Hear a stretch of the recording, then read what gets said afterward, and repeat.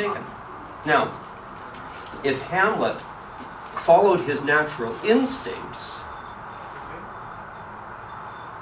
he's told about the ghost of his father appearing. He goes. The ghost of his father appears to him. The ghost says, "Hamlet, I was killed by your uncle. Revenge me." What would Hamlet do in the next scene? Naturally, he would go kill his uncle. But that makes for a very short play. Hamlet doesn't do this. Hamlet takes his time. Hamlet plots. And if you go back to the original story, the story of Hamlet, where it came from Saxa Grammaticus, Hamlet really feigned madness. I mean, he had people thinking, this guy is nuts. Ophelia wasn't really a part of the play, but they presented him to a woman, a young woman, to entice him so that they might see that he might be mad by, or not mad by treating her as a woman and taking advantage of her, and he does just the opposite. Very similar to the scene where they're looking at Hamlet and Ophelia together, slightly different. And in the end, of course, Hamlet does take his revenge out on his uncle. But even in that story, he takes his time. Now, Hamlet comes down to us in 3 versions that we really know of. And one, of course, is the first folio, which was printed in 1623. After Shakespeare's death, it was gathered from the manuscripts and put together by 2 of his playmates, 2 of his fellow players, Henry and Condell, or anyway, Hemmings and Condell. The other version, and most of the modern editors go to these 2 versions, the first folio and the second quarto, which was printed in 1604. There was a first version before that, in 1603, commonly called the bad quarto.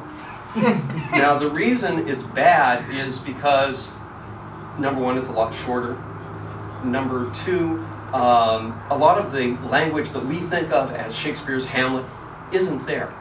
The general consensus is that it's a memorial reconstruction. That is, it's constructed from the memory of probably a hired man that came in to do a role or 2 in the play, wrote it down for a printer, sold it to the printer, and then it got printed off.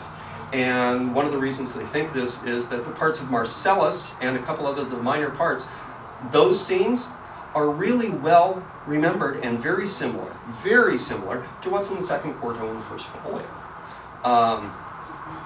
But a lot of it doesn't match up at all. The to be or not to be speech starts to be or not to be. Is that all? All. No. Excuse me. Let me grab this because I really haven't learned the bad quarto version of it. To be or not to be, there's the point. To die, to sleep, is that all? All. No, to sleep, to dream, marry, there it goes. So, it's really nothing to do with what we hear in the second quarto and the first folio versions and what the modern editors give us. But there's an intent there that I don't think is really followed in the second quarto and the first folio. Now, part of it is because some of the editors, I believe, really played around with some of the punctuation. And we see it. The first folio of Hamlet, for instance, in his What a Piece of Work is Man speech, says, has it all in questions. What a piece of work is man. How, noble in reason. How, infinite in faculty. In form and moving. How, express and how. How, how, all the time. Hello. May I join you? Certainly.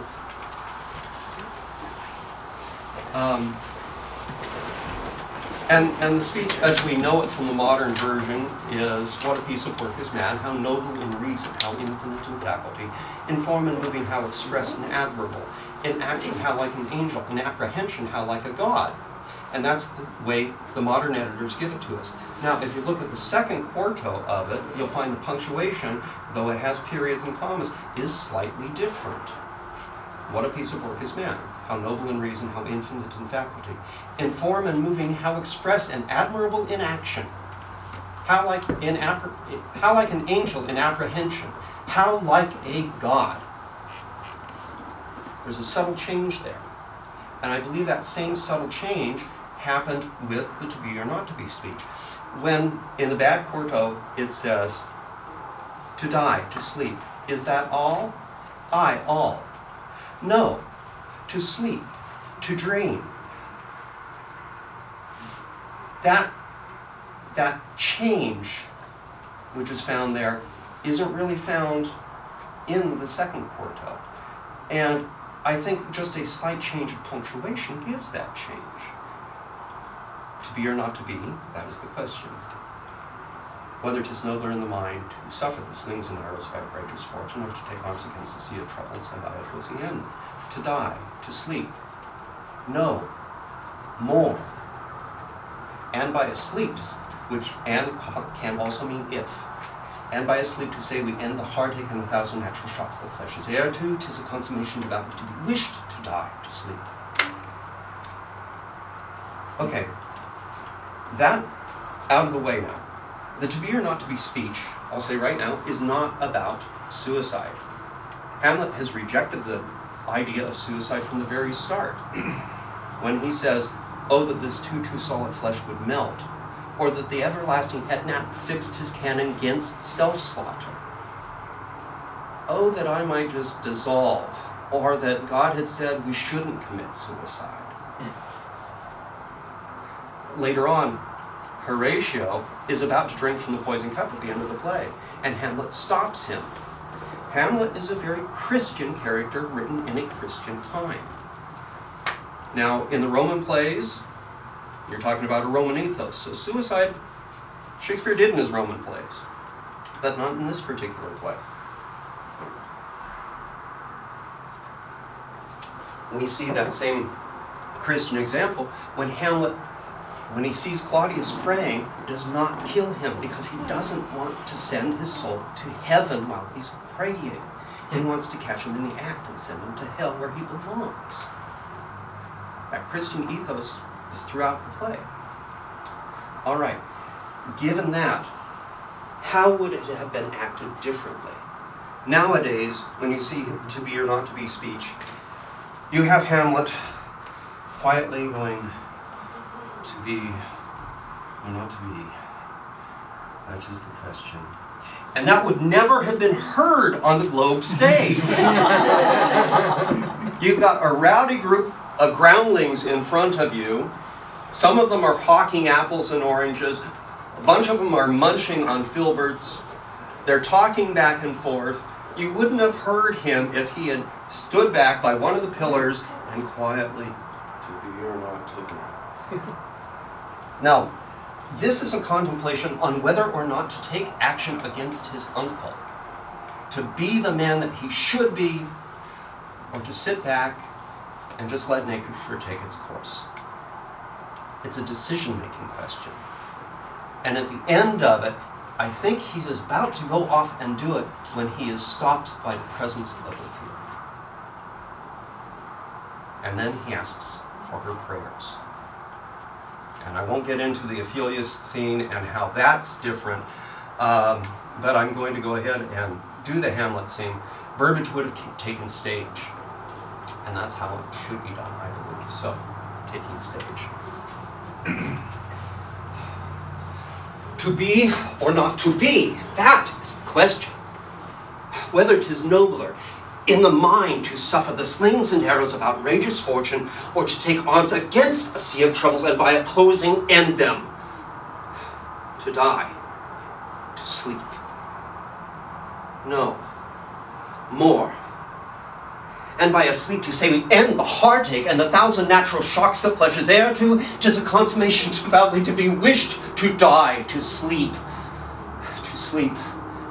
perchance to dream. Aye, there's the rub. For in that sleep of death, what dreams may come when we have shuffled off this mortal coil must give us pause. There's the respect that makes calamity of so long life. For who would bear the whips and scorns of time? the oppressor's wrong, the proud man's contumely, the pangs of disprized love, the law's delay, the insolence of office, and the spurns the patient merit of the unworthy takes, and he himself might his quietus make with a bare bodkin. Whom would fardels bear to grunt and sweat under a weary life? That the dread of something after death, that undiscovered country from whose bourne no traveller returns, puzzles the will and makes us rather bear those ills we have than fly to others that we know not of. As conscience does make cowards of us all. And thus is the native hue of resolution sicklied o'er with pale cast of thought, and enterprises of great pitch and moment with this regard. Their currents turn awry and lose the name of action. Soft you now, fair Ophelia, nymph, in thy orisons be all my sins remembered.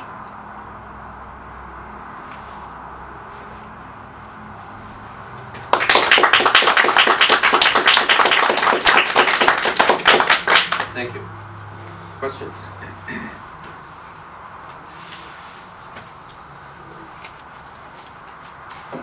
Can you talk about pacing? About pacing? Okay. Yeah. You were moving. You delivered at probably a faster pace than I usually see modern actors doing. Mm-hmm. Is that? I'm assuming that's a deliberate choice. Yes, it is. Part of it is because it's not quite so contemplative as modern performances would be. Part of it is because we know the plays were performed in a very short period of time compared to what we see now. What we see now is a 4-hour Hamlet. It's a conflated text. You've got the text of the good quarto and the text of the first folio being added together. And both of them are different in length. Both of them have lines that the other one doesn't have, so that when you put that all together, it gets very long. The bad quarto text is quite a bit shorter and is actually probably closer to a playing length for what was done in Shakespeare's time. In the prologue to Romeo and Juliet, they talk about the 2 hours traffic of the stage. Now, the Globe and the other open-air theaters were primarily manned and doing performances through the fall, winter, and spring. And on the summer times, which were typically plague times, because of the warmer weather, the greater tendency for vermin and what have you, during those times they would tend to go out and travel in the provinces. Now, the 2 hours traffic, especially in the winter hours, you're talking London in the winter time, stage plays started at 2 in the afternoon. Especially in December and January, 4:30, 5 o'clock, it would have been dark.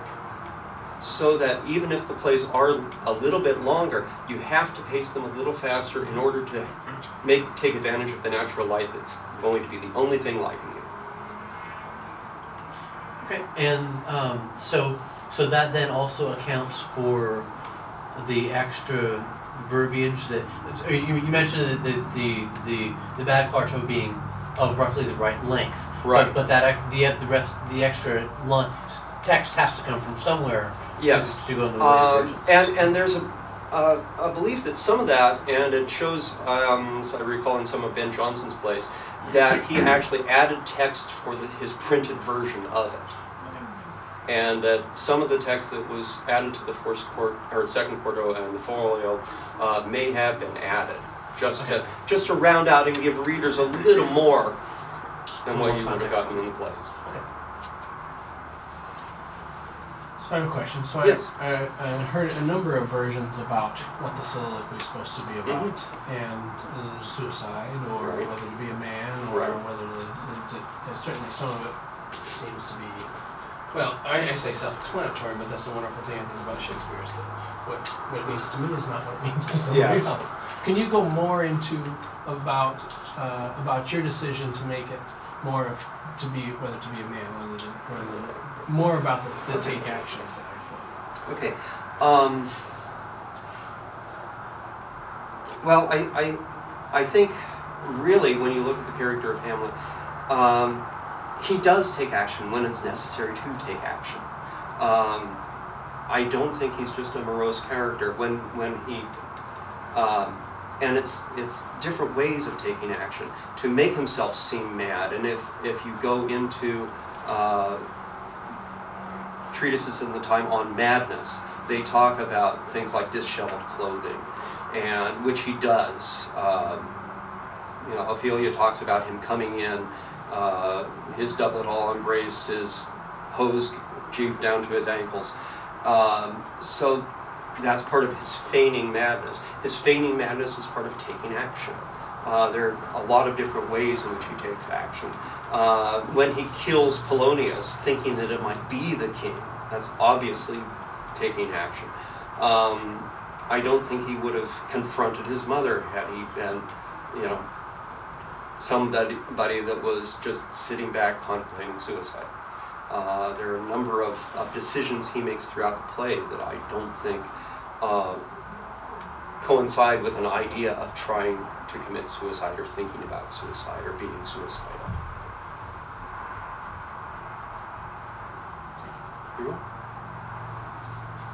What intrigued you about this play and this piece, and how long have you been working on it? Well, I've been doing Shakespeare for years and years. I might say decades, actually. What intrigued me about this piece is just reading more about it. And 20 years ago, I was doing this piece, and I was thinking it was about suicide. The more I read about it, books like Hamlet and Revenge, and different authors on Shakespeare like Harold Bloom and Eleanor Prosser, the more I realized, no, it's not really about suicide. And there aren't the indications throughout the script that he is really thinking about suicide. In fact, there are more indications that he wouldn't be. You mentioned earlier that as far as this being a tradition of revenge plays, that Titus Andronicus was probably the most played during Shakespeare's time. Is that a speculation, or is that something you have solid evidence for? Actually, there's pretty good evidence of that from Henslow's diary and other sources, where you see it repeated over and over and over again on the stage, years after it was written. And why do you think that is? Well, it was a pretty bloody, rough period for a lot of people, and I think it was just something that somehow they connected with. People liked seeing blood. It's like the action movies of today. Right. Why are they so popular? Why is there so many Friday the 13th? Yeah. That's an excellent question. Yeah, I think that gets into a deeper human psyche then. So, you mentioned a specific choice to do it in a modern language or in a modern pronunciation. Right. Have you researched much the period pronunciation? I haven't. I have worked a little about it with Her Highness, of course, but I haven't really done a lot of research in period pronunciation. Have you done enough to give an example? Let me think. What would be a good example?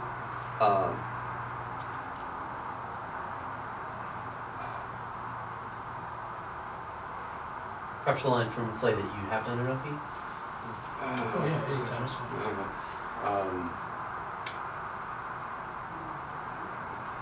Give me a line, just to start me off with. The hour. Anything at all. The hour one. Where it's the whore. The or. Oh yeah. Jake's from As You Like It.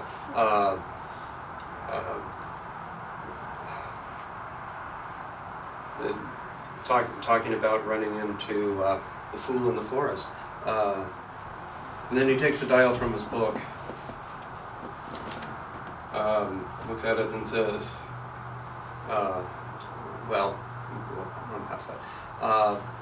And so from ore to ore we ripe and ripe, and then from ore to ore we rot, and thereby hangs a tale. And the thing is, from hour to hour is what we read in the modern text, which was pronounced or, but that's the same way you pronounced whore. And everybody hangs a tail. Well, that's also talking about the penis. So the interesting thing is it gives a whole different context to what was being said in Shakespeare's time and how the